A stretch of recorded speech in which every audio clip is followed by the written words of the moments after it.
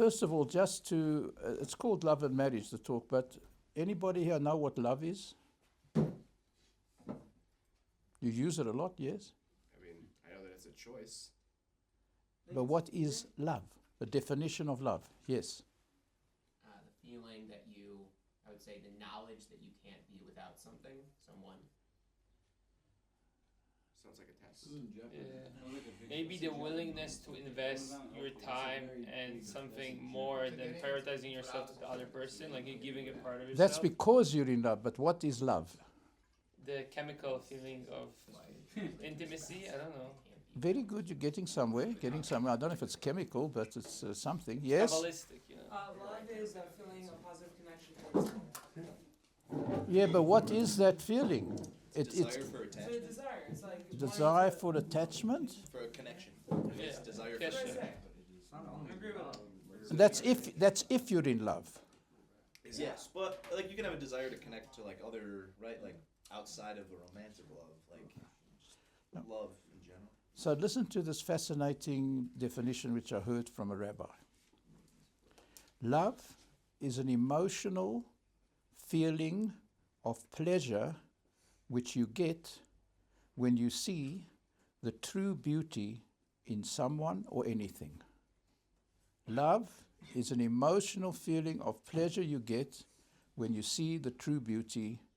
I'm an architect, or as an architect in architecture, anything in nature, anything that you're able to see the beauty in, that generates in you an emotional feeling of pleasure. Yes? What's the difference between love and awe?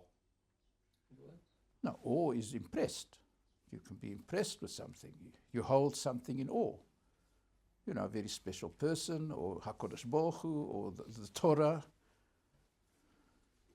You will love Torah to the degree you're able to see the true beauty in Torah, or anything. And it's a process. Yeah. So like when we love someone, how is it that we also can experience such a wide array of emotions with that person? Like sometimes you're angry at them, sometimes you're sick of them, but it doesn't mean you stopped loving them. No, it's not a constant state. It's a dynamic. So obviously, if you want to have a positive relationship, like I had a very unusual experience. I was married for 43 incredibly wonderful years to my late wife. Very, very special person. Unbelievable what we went through and everything. And then when she passed away, Rabbi Weinbach, one of the Rosh Yeshivas here, at that time I was teaching here in the beginners program. He said, "You've got to get married." I said, "Get married?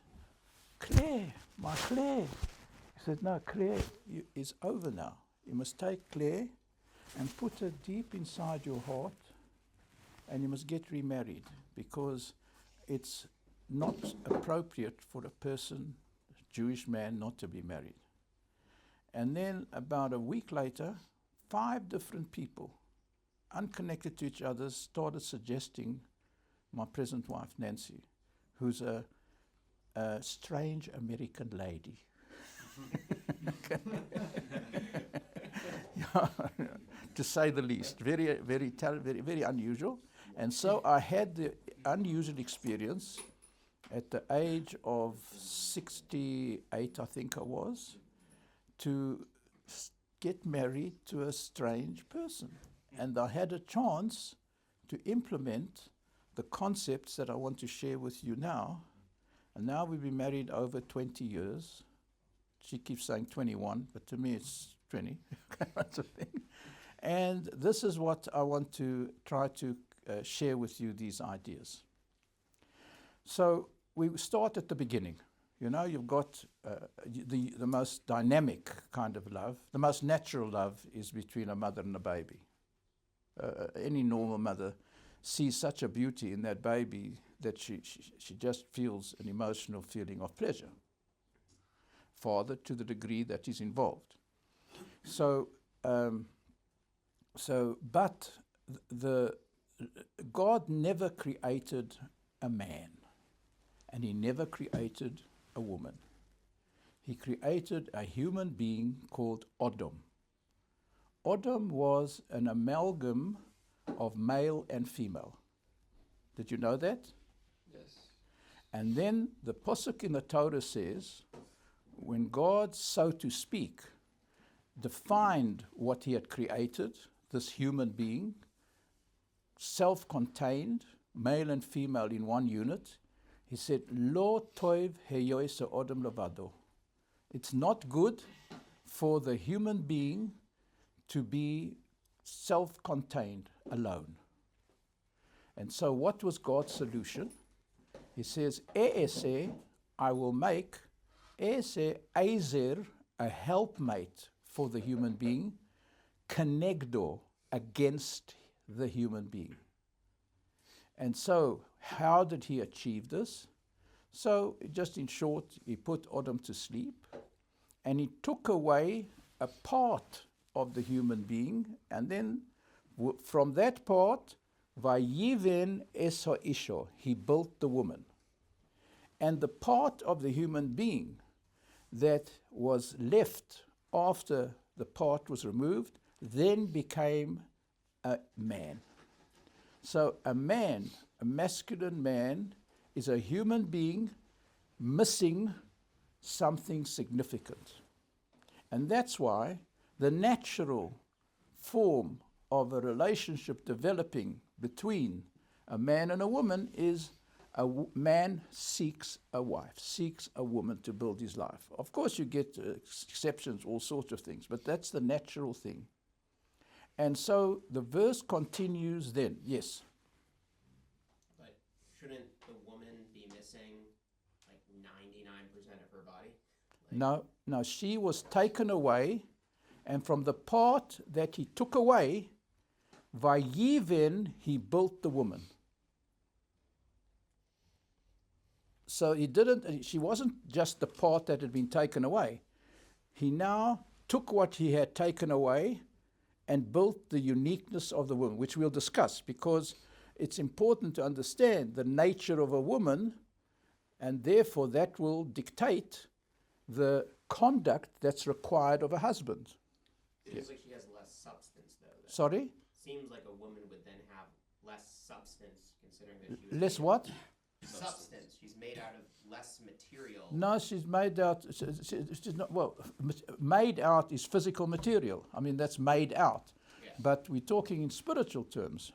She's not, we'll see just now what it is, how the whole thing works. Yes? So, can you say that in some sense a woman is more complete than a man? Doesn't Yes. have that same deficiency? Yeah. A woman, the woman is not lacking. But and a man senses a certain lack because something was removed from him. And so the verse in the Torah continues, Al Kain, therefore, at the appropriate stage of a man's life, Yazov Odem es ovi ves imoy, a man must disengage from the total closeness to his mother and father, who are the people in the world to whom he feels mostly at one with at part. And he now must attain a relationship with a woman, v'dovak be'ishto, and he has to cleave to his wife. Not she has to cleave to him. He has to cleave to his wife, v'dovak be'ishto, v'yihiyu leboser echod. And from the moment they walk away from the chuppah, he must now begin the process to make him and her, not partners, one person, to become like one person. Yeah. If woman does not need man, then how is it good for a woman to have a man? Because she needs to feel loved. She needs, not demands. She needs to feel appreciated, loved, and safe. Why is it only a man can give that love? God designed it that way. But why? Masculine is to give. Feminine is to take what has been given and make something significant. How does a human being come into this world? The woman creates nothing. She's born with all the eggs she'll ever have. And with those incredible potential eggs, she can do nothing. The man cannot produce anything with his semen. He can issue semen and issue and issue and issue, and he'll have nothing from it. It's maybe just physical gratification, and then he's in big trouble if that's his whole attitude to it. What will happen if he gives his wife that one drop of semen that she needs from him? That semen will cause that one of those eggs to develop from this tiny egg into an incredible thing called a human being. So, the woman is all potential, but that potential needs to be unlocked by a husband. So that's why, Al Kain Yazir Odom is obviously, but therefore a man, when he reaches the appropriate time in his life, he's got to disengage from his total involvement as his parents, the people in his life, normal circumstances, and he now must cleave to his wife. V'yihiu lebosar echod. Now I'm going to jump because I have never heard anybody describe what it means to be bosar echod, one person. I don't know if you've had examples, people in love, whatever. Do they ever describe it as being one person? So it happened in the end of my late wife's life. She had cancer for many years, and we dealt with it. I went to every time that she had treatment. I was with her all the time.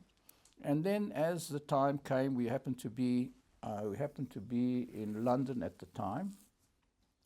And so she eventually went into the intensive ward, and I got permission to put cushions on the floor next to her bed so that I would be there any time that she would need something. She was very weak or needed help to get to the toilet or something. And then I experienced something very special. She didn't have to tell me she needed something. Somehow, when she had a need, my hand went and responded to her need. Like when you need something, you don't tell your hand, I'm thirsty, do something. Your hand goes and fills a bottle.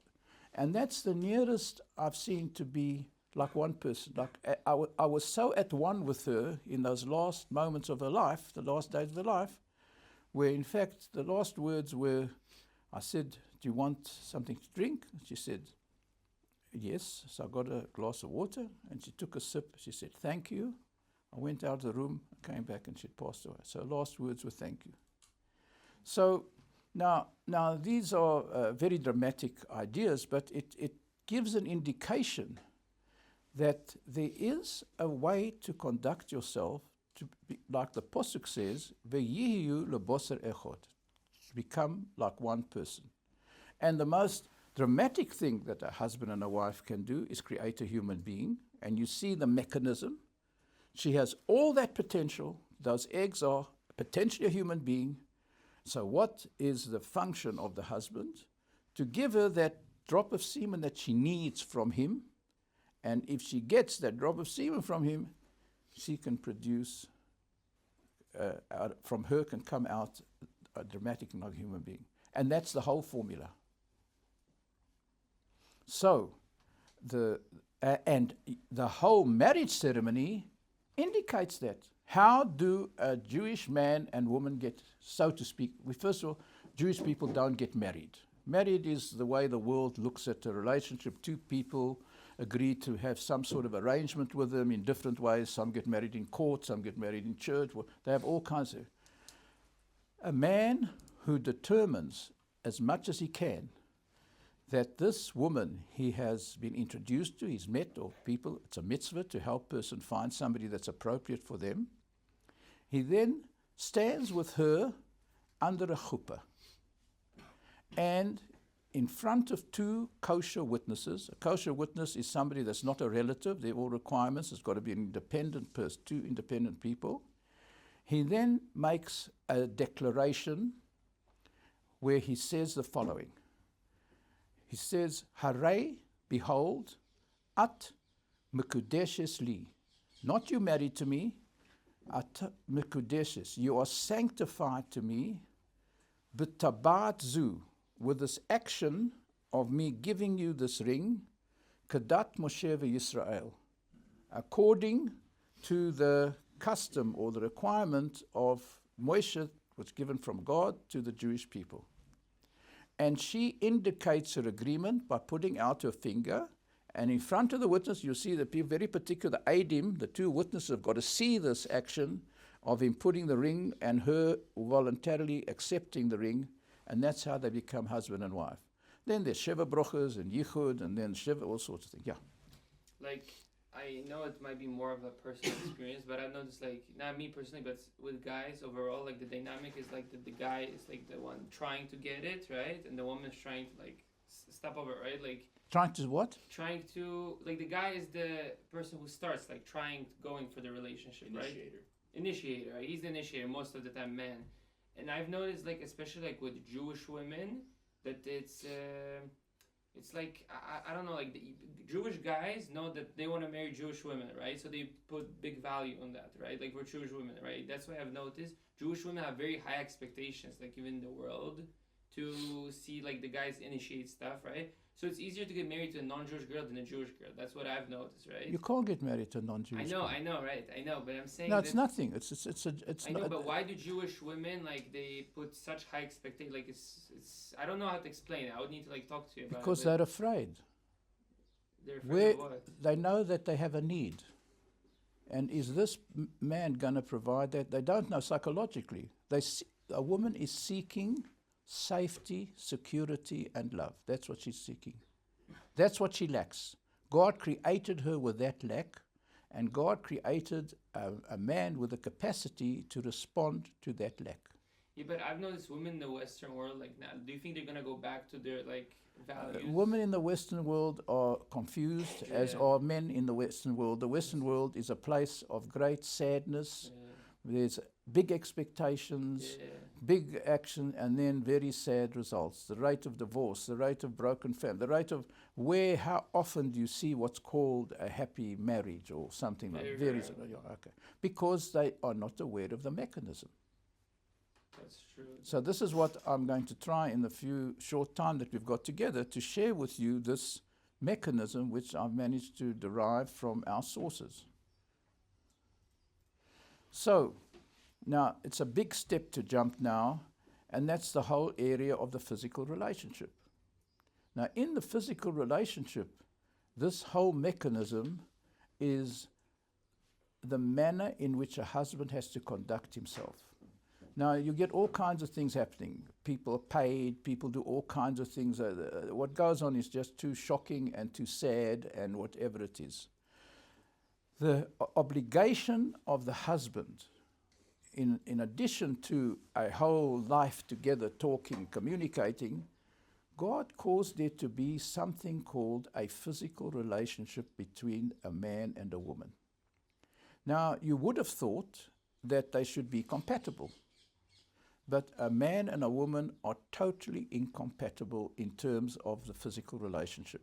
And that's why men pay women, and you've got all kinds of stuff going on, and frustration and frigidity and all sorts of stuff. So what is the woman's, the nature of the woman? She has a physiological makeup which needs to be activated. And so the husband, the man, he can have his experience in 2 minutes, in half a minute, in anything like that, and a couple of times, and so forth and so on, in a physical relationship. Just using her body to activate that part of his body. So he's just using his wife for physical gratification. And this can be where prostitutes are paid to do this. I mean, that's a whole business going on. And if it's not in that formal terminology, taking out, giving a good time, what's he looking for? He's looking to be able to use her body for his gratification. And she's going along with it, somehow psychologically hoping that somehow out of this can come what she needs. And she can't admit that she needs that, because where's she going to find a man who's interested to provide it? Unless he has heard this talk, and unless he has conducted himself and is geared towards conducting himself according to the Torah. What is that? What is the format and the requirement of the husband to conduct himself? He has to provide for her what she needs. And that's why he says, Harei at mekudeshesli, you are sanctified to me. Now, how do you sanctify something? Does anybody know what the word kadosh means? Holy. What does that mean? Kadosh Baruch Hu, the mighty, holy, the one that we like. What the word is above holy us? means, you're asking what? Yeah, what does holy mean? What is holy? What makes a thing holy? It's closeness to God. Well, that's close. That's davuk b'Hashem. That's not holy. Hashem is holy. Hashem Holy is is. something maybe we cannot reach with the values that we. Holy is something we can like aim to be, but it's so far that we try to just look at it like. Then why are we as well. instructed as Jews, kadoshim tihiyu? You must become kadoshim. Because You must it's become. it's a goal that we're trying to reach all our No, but lives. you must become kadoshim. There's It's a degrees of perspective, becoming it. Yeah, it's perspective. Kadoshim. So I want to just share with you a definition of how sanctity from our rabbis' teachers is created. So first of all, there's sanctity of time, Shabbos. There's sanctity of space, Eretz Yisroel, a synagogue, the Beis Hamikdash, Kotel, sanctity of space. And there's sanctity of a person. So there's three forms of Kedusha: time, space, and a person. Now, how do you cause something to become kadosh, to whatever degree? Before you do anything with whatever you're involved in, you have to have clarity about the nature of what you're involved in. So if you don't know what a woman is, you can stand under the chuppah and say, but you're totally incapable. You cannot fulfill what you stated you are undertaking to do. Because if you don't know what a woman is and what she needs, you're in no position to respond to what she needs. Because the second stage of Kedusha is, when you have an understanding of what you're dealing with, you now have the discipline to deal with it in the appropriate manner. Everything. Whether it's work, architecture, art, whatever you do. And if you manage to deal appropriately with something, you sanctify it to a degree and you become sanctified. So if you have an idea what Shabbos is, Shabbos, and God incidentally created examples of sanctity in time. That's Shabbos. And then we got the festivals. There's special periods of time that have got sanctity because in the process of creation, when he completed the creation, on the seventh day, he, so to speak, rested, and he then invested the seventh day Shabbos with sanctity. And then the question is, what's the use of having a Shabbos with sanctity? So he provided a format by which a unique group of human beings, after 2,000 years of unsuccess in human history, the failure of Adam and Eve's children, what was their names? Cain and Hevel, which ended in murder. The generation of the flood, where all of mankind degraded into total immorality, that God then determined the only solution was to bring the flood and wipe out mankind, excepting for one man, Noah and his family. And then the Tower of Babel, that was desire, took over the world, so murder, desire. And then the Tower of Babel, where all of mankind, Nimrod, got together, had the power to get together all of mankind to build an altar, tower against God. That's pride. And so the whole show was over, 2,000 years. And then there emerged this unique person called Avram. And Avram was born in a place called Ur Kasdim, and we discussed it a bit last week. The uniqueness of Avram was he looked around and he saw an amazing thing. He saw a whole creation that's in balance and harmony. There's not a single thing in the creation other than man that does not do what's needed from it. Grass, birds, bees, sun, moon, stars, everything in the creation is created to do what's needed from it, excepting for man. Man's got the option to either do that or be selfish and not do it. And so he then figured out, I see around me a world of conflict, hurt, disunity, unhappiness.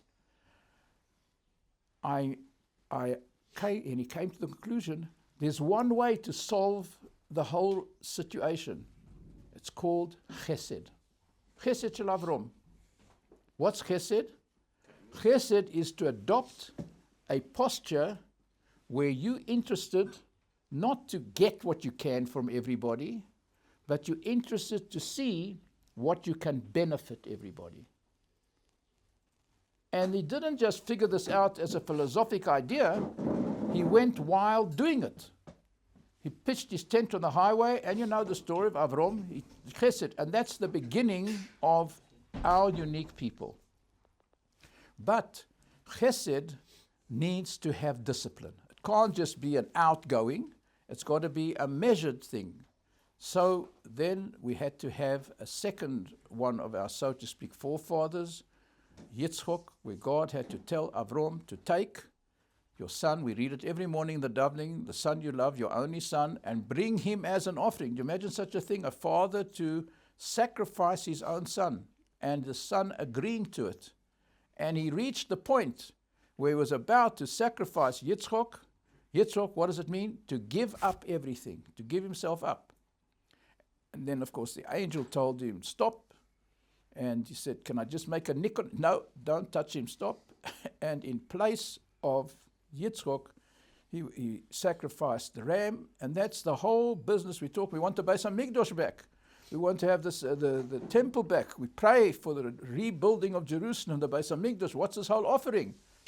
The offering is you have to offer yourself. But God says to offer yourself, I'll give you an opportunity. In place of yourself, bring an offering. So all the offerings that we were ever brought and will bring in the future are in place of ourselves.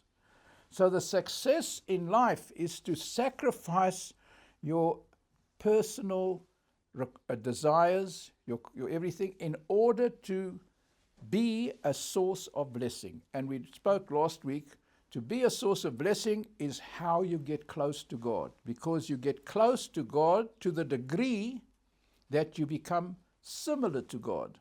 And why did God create the world? Chazal tell us, God created the world to give of His good to another. That was the purpose which God created the world.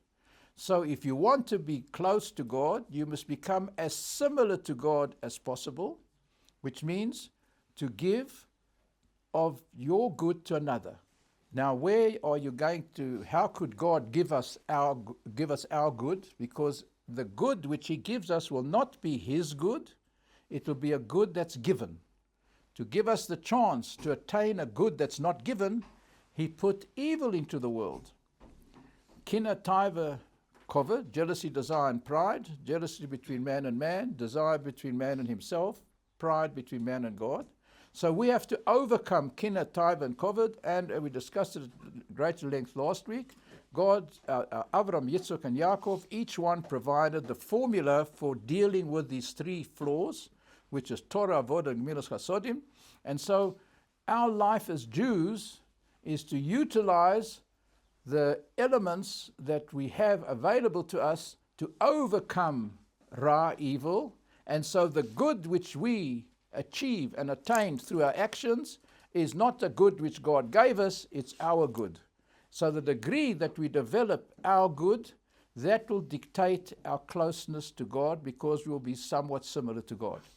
So success in life is the degree to which you can become a source of benefit and blessing to every single thing that you interact with in the creation.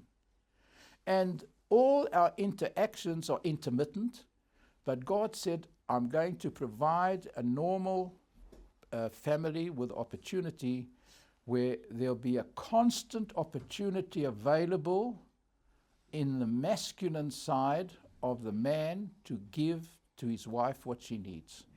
So the purpose of having a wife and using the potential that God gave us by having a wife is, what can you do to provide her with what she needs? And interestingly, to help me in my second marriage, my wife got problematic issues with her knee. She lost her knee. She's bound by a wheelchair. And I have to do everything. Now, it could be saying, wow, or it could say, wow. I'm upset what happened to her. But now I've got an opportunity. From the minute I walk into my home, I've got somebody available whom I can respond to their need. I've got a chance to do for her what she needs. So this is a very, very general sort of background to what we look about love and marriage. So it's not love and marriage. What a man undertakes to do when he stands under the chuppah is to sanctify his wife. And you cannot sanctify something unless you know what you're dealing with. And if you don't know what you're dealing with, you can't deal with them in the appropriate manner. And so this is what Kiddushin is. So that's why we call it sanctity. There's an act of a man, Harei at mikudeshet li, he says, behold, you are sanctified to me. So before I go any further, any questions? Like looking for women, my rabbis always told me you should look at holier women than ourselves. Look at? Holier, like more like religious, closer to Hashem women, right? When we are men, right, the family is built upon woman's like values, right? Like if the woman's religious, the family will follow being more religious. Do you know what I mean? That's very general. You're not marrying a woman for what she does, you're marrying a woman for whom she is. And a woman, like every human being, is all potential. You can get a woman who doesn't keep anything because of her background. She's born somewhere in California, I don't know wherever it is, and she never knew. I met people. Well, I'll tell you how little my wife knew from her beginning. She was born in the Poconos, and they were the only Jewish family in this place, Milford, and they kept nothing. No Shabbat. Nothing at all. She never heard about it. She went to a non-Jewish school, and for Rosh Hashanah, her father took them to see an Al Jolson film, because in the Al Jolson film, he sings in a shul. That was her connection to Judaism. Now, she's an extraordinary person. She and her husband made incredible steps, you know. A frum couple moved into the town. They got back to see what Shabbos is, and they started, and they developed. How old was the daughter how old was the kid when she started like getting into Judaism? Because it also depends, like. I know. Well, she and her husband they already had 2 or 3 children, and then because they started to practice it, her and her husband, they decided to move to Atlanta, which had a very frum community and a very fine rabbi, and they developed. And today she's got a son-in-law where we're staying now, who's got a Rosh Kollel, and she's got sons who are unbelievable. Starting, you couldn't get more than a film to see singing. Thank God, it's amazing. So it's not what a person is, it's what a person can be. So yes, I see you want to ask something? Yeah, so based on what we're describing, it seems a little bit odd that a woman's role in the Jewish home is to be the one who's preparing the food, who's taking care of the kids, who's doing a lot of giving for the husband. It even seems in Ashes Chayil that there's some expectation for the woman to be sort of the entrepreneur. It seems like that, which I'm curious if Rabbi could speak to that a little bit, but it seems like in Ashes Chayil we're saying that the woman should be the one who's actually going out and doing business and like making the money. So, and in the Jewish world we do see that occurs in a lot of communities. So, like in what way, what exactly is the man supposed to be giving to her? Is it just is it just emotional? Giving her an opportunity in whichever way she can. My wife happens to be a musicologist. She did a master's in New York University, and when she was here in Israel, she had a women's choir and a women's orchestra, and they used to be on the broadcasting or whatever. But of course she must develop. But can there be anything more important than the home? The home is where you live. The way your children grow up is defined by the home, and that's the first thing you need to priority. beyond that, in any way, there are. I mean, today there are many men who would learn in kollel. Their wives work, and they got it's all. So it's not a hard and fast rule. But without a home, the life is will end up pretty unsuccessful. The home, and your home is not a home. When a person stands at their front door every time, and you kiss the mezuzah, you have to prepare yourself to enter a tabernacle. A Jewish home, the model for the Jewish home is the Beis HaMikdash, the tabernacle. And what is significant about the tabernacle? That a person who went to like you go to the Koisel today, or you go to a special place, you're very conscious of how you talk, how you sit, how you dress, and how you work. So your whole focus is on conducting yourself in appropriate manner. And a successful home will be the product of viewing your home as a tabernacle, as a mishkan.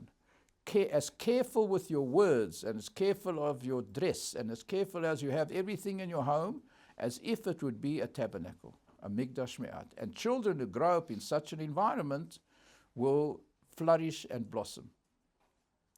So now you're talking what a person does. We're not so much looking what they're doing. If you're looking for somebody, you're looking for somebody in terms of as much as you can determine who they are. And then once you can take people from all sorts of walks of life. People respond to the opportunities that are presented to them. And in a sense, the primary giver, masculine, like the man gives the seed, you give her that one drop of semen and fertilize her egg, and she can produce a human being. You can't get anything more dramatic, and that's the whole formula. Her ability for her creativity and fulfillment in life is mainly dependent on the way that she is treated by her husband. And his constant interest should be, from the minute he walks into his home, how can I be a source of blessing to my wife? What can I say? What can I do that will give it a sense of being appreciated? And it might seem a bit strange to you, I'll never walk out of my house, even today, without kissing my wife's hand. I can even make a joke about it. So it's a joke, but it indicates something. It means that she is somebody. She matters. She is a significant thing. So that's what I figured out as one kind of a way.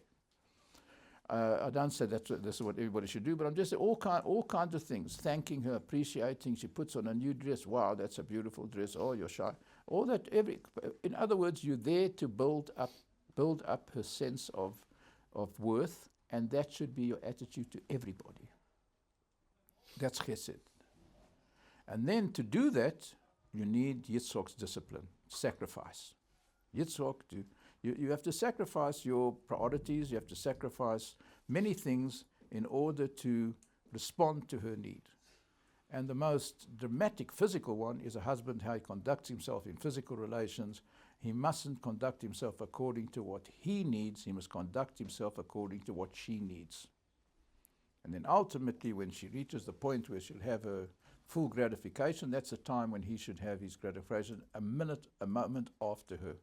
So you take what is in the world, the most selfish, self-indulgent pleasure that people have, they pay for it, they'll do the most shocking things in the world to attain this pleasure, and you convert it into an act of kedusha, sanctity.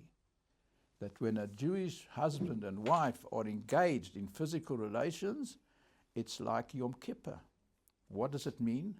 You are aware of what you're dealing with, and your total conduct is in response to the need of what you're involved in. So it's an embarrassing aspect in the whole world, the physical relationship between men and women, everything else that goes on beyond that. And here we're not saying it's bad, it's sinful. It's sinful and bad because of your attitude to it, of what you're doing. You're destroying your sensitivity, you're destroying the potential for beauty and greatness in you. You're destroying your meaning in life. There's no greater meaning in life that you could achieve than to be a source of blessing, which is what God is.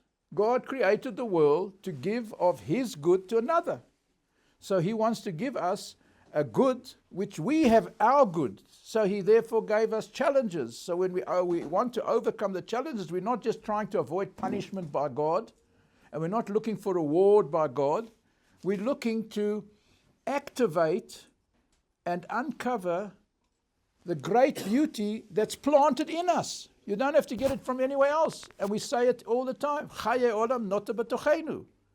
The eternal potential is a seed in us. So we should respect ourselves, not because we want to be important or appreciated. We have worth. And this is the most sad thing of our times. People have low self-esteem. They don't consider themselves to be worth anything, or they think little of themselves. And so they overact in everything they do to gain recognition, at least in their own eyes and in the eyes of everybody else. So you're now a slave of the desire to control, to be appreciated. So you can't be objective. So it's an absolutely distorted view of reality. So what I'm trying to share with you with this whole love and marriage story, it's a question of what is the true reality. And the way to discover it is not just to be convinced by my words that I'm using, is you'll do it yourself. You'll practice it. You find that when you start to conduct yourself with the interest to be a source of blessing, your whole life will change. Whether it's, I did this as an architect. I did this when I was involved in city planning. I did this when I was working, teaching here, working Kiruv. Now I work full-time. Over the last 20 years, I work for the JLE, which is a Kiruv organization. And my time is spent, I've got Zoom. I can learn and teach with anybody. I can find, somebody can recommend me a guy who's a professor of, as it happened, the latest, a professor of literature in Czechoslovakia. Knows nothing about Judaism. So my interest, I'll do anything. I've got worked out a system. How can I introduce a guy who's got no idea of Judaism? He's a Jew with something that can make sense to him. What can make sense to him? Can there be anything better in your life than being a source of blessing? And that's what it means to get close to God. It's not becoming religious. You're not trying to make yourself religious, and now I'm going to walk like this and dress like this and do all this kind of stuff to be religious. No.